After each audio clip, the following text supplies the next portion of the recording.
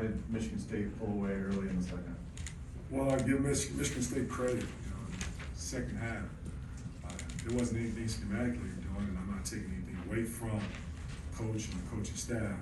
But what they did was pretty unique and special, and give them credit for it. They came out as the most aggressive team, the most physical team. First half, we were punching and fighting, clawing, scratching. Second half, we backed off, and that cannot happen. You look at some of the loose balls, they beat us to 50-50, whether it was offensive rebound that led to a layup or a dunk or a three-point shot, or whether it was not sprinting back in transition. Allow a team to score 28 points on you in transition, that's unacceptable. Jack? Juwan, Michigan State had, I think, 29 points off the bench, and you had 6. How big a difference is the depth between these two teams? Well, I don't think it had anything to do with that bench. It's just that, like I stated earlier, unfortunately for us, second half we did not come out with that intensity and fight like we did in the first half. Well, you had, I think 16 offensive boards, but only 10 second chance points. What do you think the difference was in that? Yes, good question.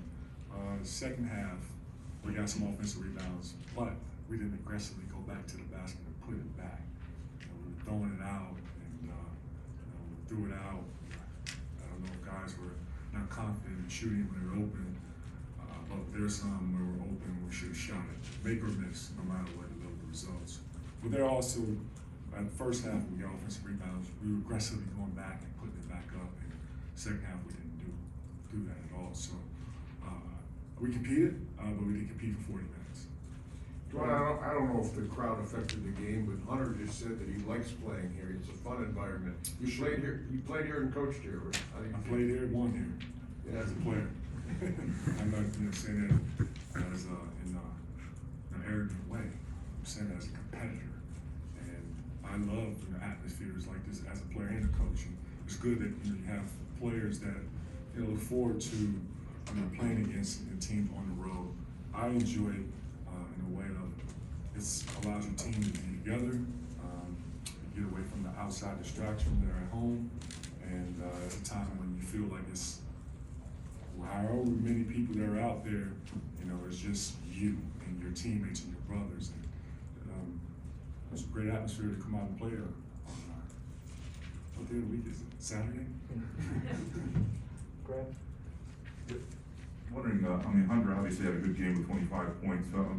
Marcus Bingham has taken a lot of strides since a year ago. I'm wondering if what you noticed from Marcus Bingham in terms of his strides from a year ago and defending Hunter, if anything. Defending Hunter? Yeah. Would you say, repeat that again? How much Hunter scored? 25.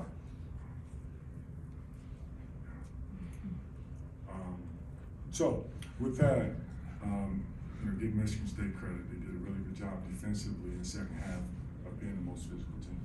Juwan, why do you think some of the entry passes were so difficult tonight? Entry passes, in the second half, we weren't able to deliver it on time, on target. Part of the physicality was picking up with Michigan State defensively, making adjustments of getting into our guys, letting them feel them, whether it's post defense, whether it was drives to the basket, but that's the time we cannot complain. We have to allow the coach to do the complaining, and they just play. And that's the thing I want our guys to, stay locked in the moment. Whenever teams make runs, or whenever things doesn't go our way, stay locked in the moment. Whether it's a bad call or a missed call, it's my job.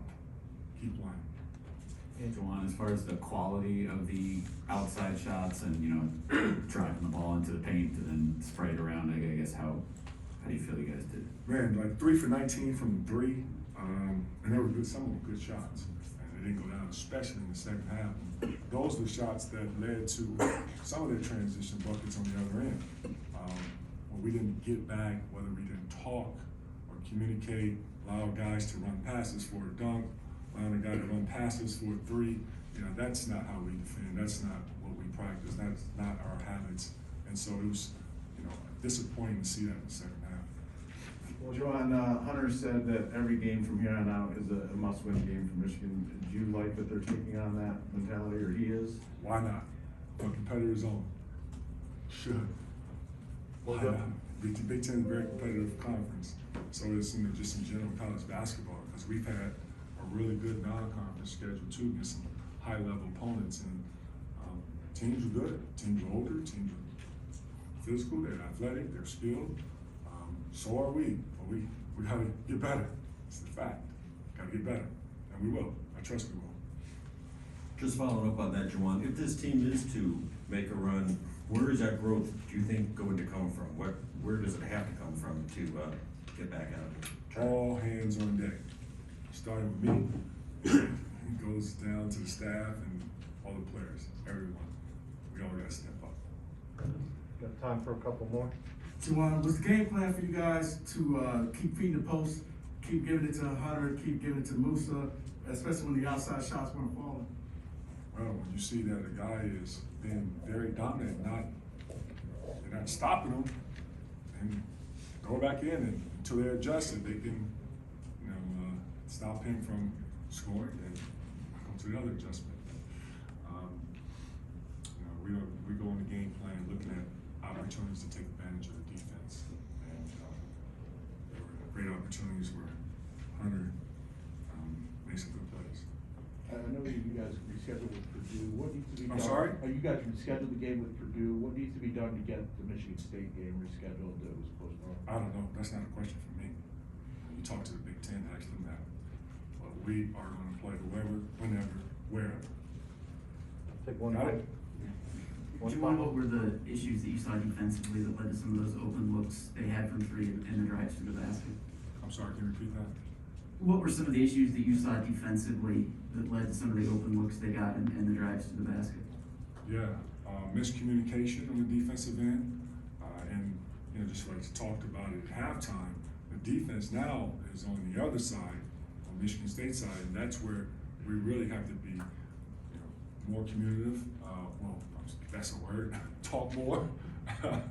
We also have to do a better job of limiting our mistakes, and mistakes happen when you don't communicate the coverages, and that's what led to some of the baskets, whether it's a drive by AJ or Walker or a drive by Hall, and then led to throwback for a three for Hall or for Hauser. Those were easy correctable mistakes that happens that's based on fatigue, and that's why I told our guys I saw the fatigue in the first 3 minutes, and you only get 3 timeouts, and you got to use them. You can't just burn them all at once. And I saw it first 3 minutes. We had low energy, and that cannot happen on the road or any place. That's simple. We got one final one. Kobe Bumpkin continues to be in the mix for you guys. How would you evaluate his minutes or his growth at this point in the season? Yes, freshman, he's getting better and better. And every coach in college, as you can see, having freshmen on their team, it's a part of a learning curve. And speaking of the team here, they have 3 freshmen that play, 2 get limited minutes. They're growing. Kobe is, he's going to continue to keep growing because he's a beautiful young man that enjoys being coached, want to get better, to ask questions. He watched film. He watched film individually with me. He asks great questions in practice. He's a student of the game. I see a lot of great things happening for him, wearing that amazing blue this year, next year, and years to come. Thank you very much, Coach.